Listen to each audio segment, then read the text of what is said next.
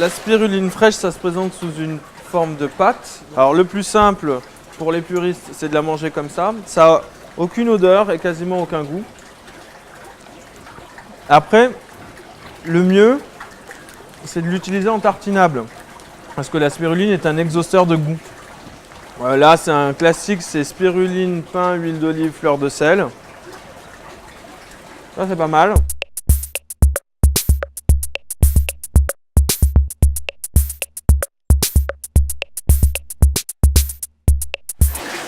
C'est considéré comme l'aliment le plus complet présent naturellement sur Terre pour ses valeurs, notamment en protéines, notamment en antioxydants, en enzymes et en vitamines. La spiruline ne contient pas de sucre et ne contient pas de graisse.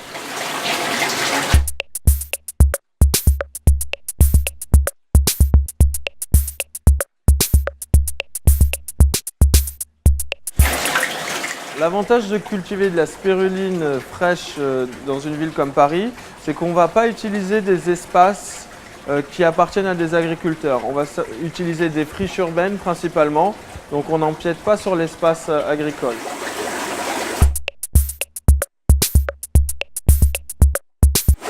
Dans un sous-sol, on va cultiver la spiruline comme dans une ferme verticale, c'est-à-dire qu'au lieu d'être en bassin, on va mettre la spiruline dans des cubes. Et on va faire passer le milieu de culture d'une cuve à l'autre, comme si on était dans l'état naturel.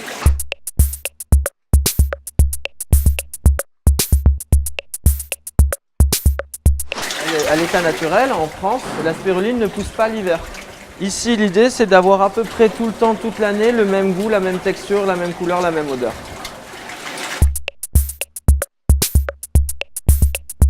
La spiruline consomme 50 fois moins d'eau que le bœuf sur une ferme classique et sur une ferme urbaine, on consomme encore 50 fois moins d'eau que la ferme classique.